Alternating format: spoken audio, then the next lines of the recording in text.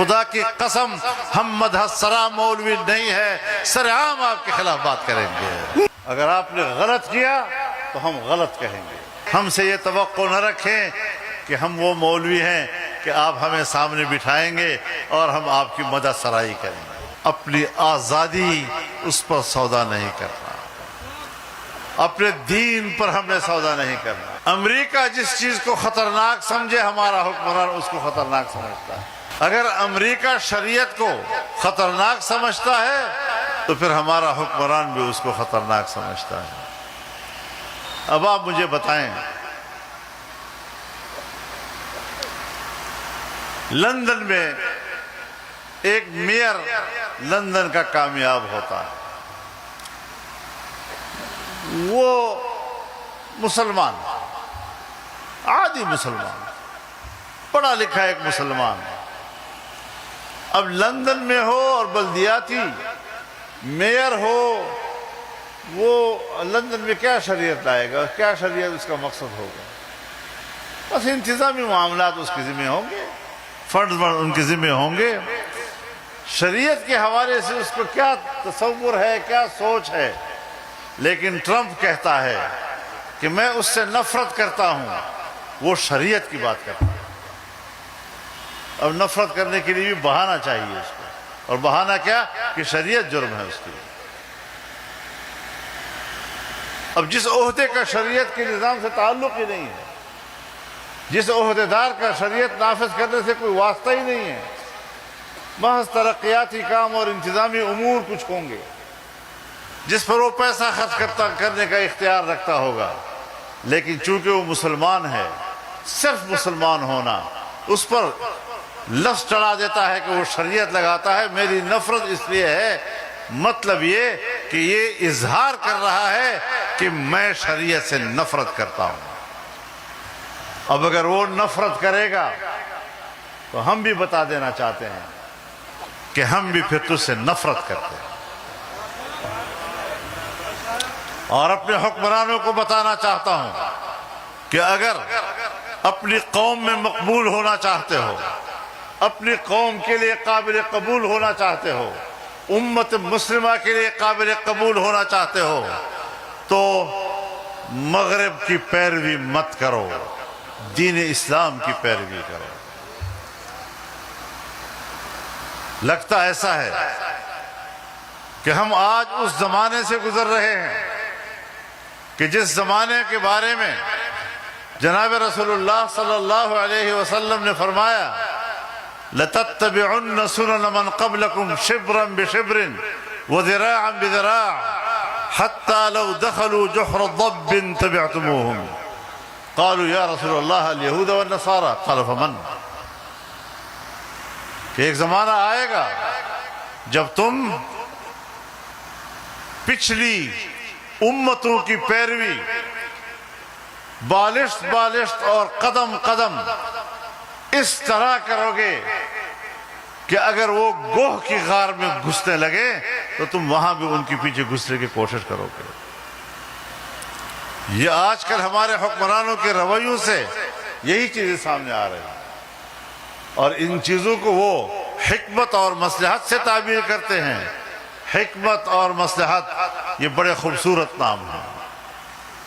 ہم جب قرآن پڑھتے ہیں تو ہر جگہ ہمیں ملتا ہے الکتاب والحکمہ، الکتاب والحکمہ، الکتاب والحکمہ، ہر جگہ ہمیں کتاب و حکمت کا لفظ ملتا ہے۔ وَمَنْ يُؤْتَ الْحِكْمَةَ فَقَدْ أُوتِيَ خَيْرًا كَثِيرًا، اور جس کو حکمت کی نعمت مل گئی اس کو بہت زیادہ خیر مل گیا۔ اب یہی حکمت جب آپ حدیث کی دنیا میں آتے ہیں، جناب رسول اللہ صلی اللہ علیہ وسلم کی دنیا میں آتے ہیں، تو وہاں پر الکتاب والسنہ وہ سنت بن جاتی ہے۔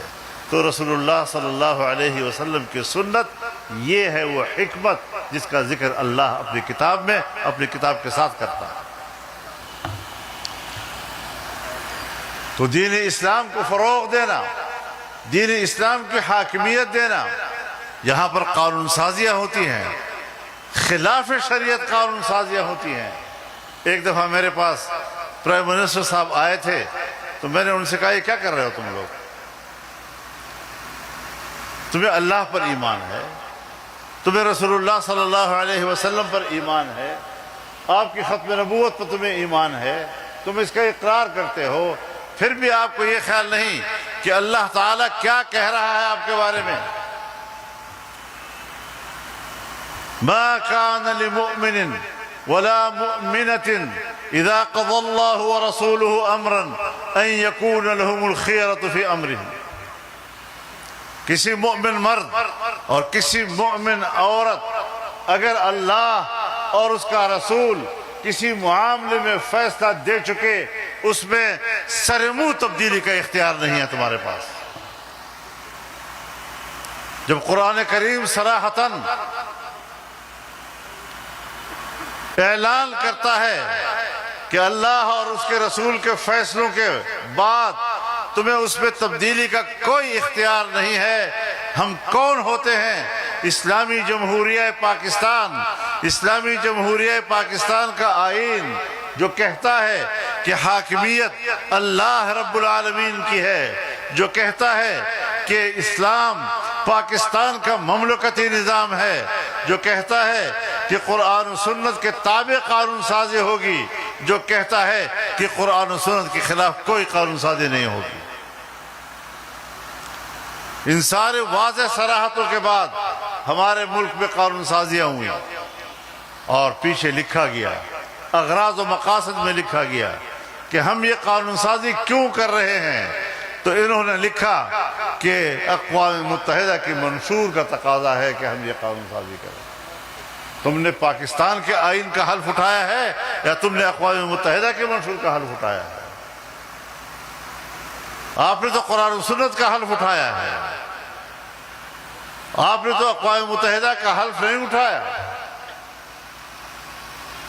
تو پھر کس مصلحت کے تحت ہم پاکستان میں غیر اسلامی قانون سازی کرتے ہیں؟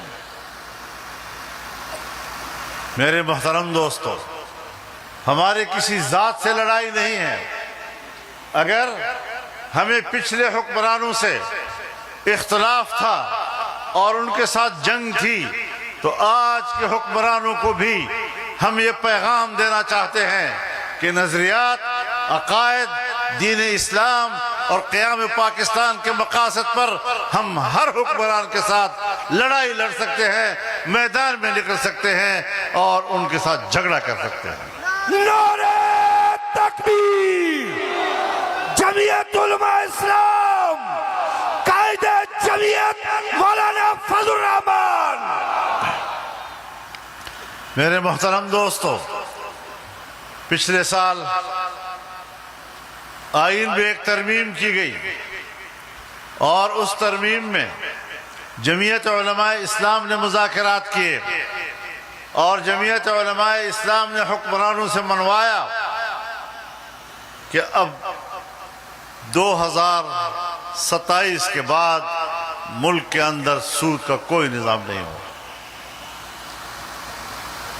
ہمیں نظر آنا چاہیے تھا کہ سود کے خاتمے کے لیے کام ہو رہا ہے، مختلف شعبے کام کر رہے ہیں، بینک کام کر رہے ہیں، لیکن اس حوالے سے بھی ہمیں کوئی پیش رفت نظر نہیں آ رہی۔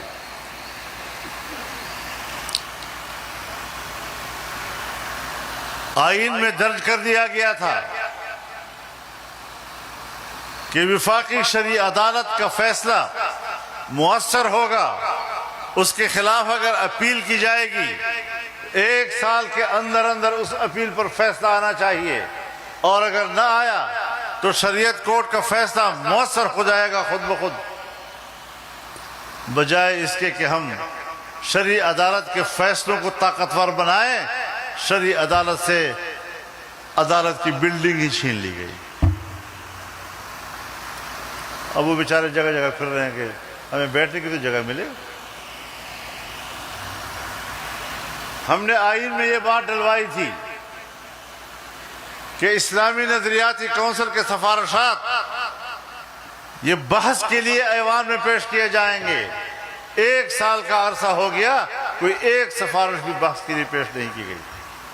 یہ آئین پر تمہارا عمل ہے، اپنے آئین پر تمہارا عمل یہ اور عالمی قوتوں کے اشاروں پر اور ان کے دباؤ پر روزانہ قانون سازی کے لیے تیار ہو جاتے ہو تو یاد رکھو ہماری ایک تاریخ ہے، اور میں آپ حضرات سے کہنا چاہتا ہوں، علماء کرام سے کہنا چاہتا ہوں، ان فضلاء سے کہنا چاہتا ہوں کہ یہ آپ کی تاریخ ہے کہ آپ کی پشت پر 300 سال کی تاریخ ہے کہ ہم نے اپنی آزادی اس پر سودا نہیں کرنا، اپنے دین پر ہم نے سودا نہیں کرنا۔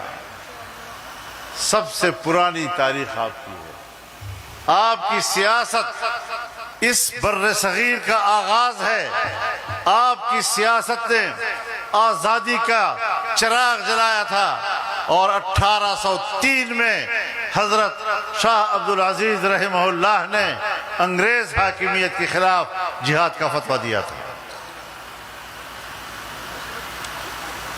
پاکستان بننے کے بعد بھی اگر تمہارے طور طریقے وہی ہیں، انگریز اور مغرب کی پیروی کا تمہارے اندر وہی زہر موجود ہے، تو پھر یاد رکھو کہ اس طرح کی حاکمیت کے خلاف جہاد لڑنے کے جراثیم ہمارے اندر بھی زندہ ہیں۔ نعرہ تکبیر! لبیک لبیک لبیک لبیک!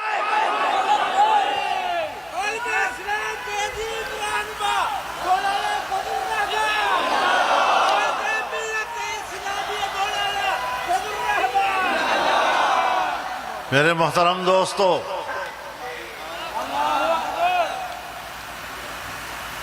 یہ نظریات واضح ہیں۔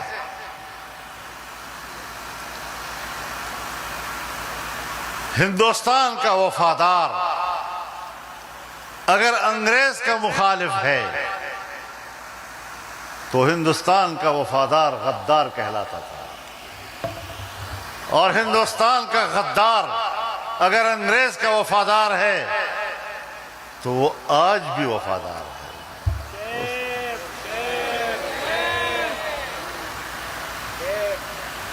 آج بھی اگر آپ اسٹیبلشمنٹ کے ہر اشارے پہ سلام کرتے ہیں، چاہے پاکستان سے آپ کو کتنی محبت کیوں نہ ہو، لیکن محبت کا پیمانہ یہاں کی اسٹیبلشمنٹ کی خوشامد کرنا ہے، ورنہ آپ کی پاکستان کی وفاداری بھی قبول نہیں ہے۔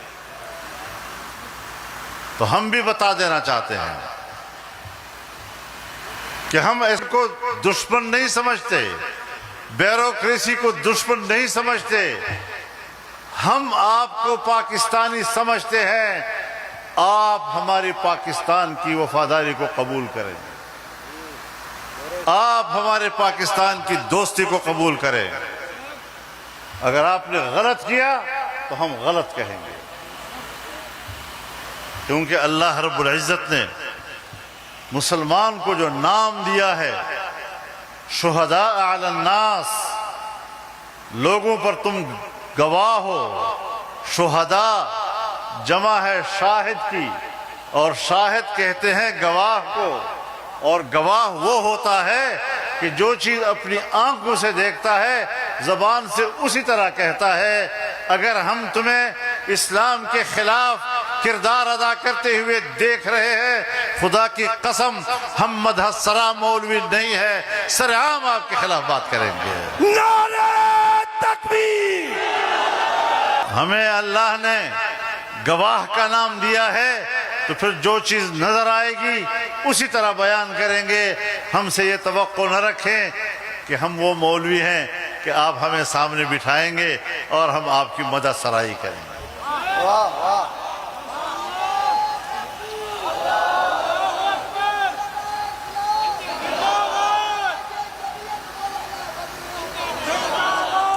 یہ قوم، پاکستان کے مسلمان، یہ بڑے مردانہ وار سیاست کرتے ہیں۔ تو یہ سب مرد ہیں، مردوں کی طرح لڑنا ہے، نہ خواجہ سراؤں کی طرح لڑنا ہے، نہ مدد سراؤں کی طرح لڑنا ہے۔ انشاءاللہ العزیز یہ مدارس بھی رہیں گے، جمعیت علماء اسلام بھی رہے گی، اس میدان میں اپنی جدوجہد کو آگے بڑھائیں گے اور انشاءاللہ العزیز پاکستان کو ایک کامل اور مکمل اسلامی ریاست بنائیں گے۔ اللہ تعالی ہماری جدوجہد کو قبول فرمائے۔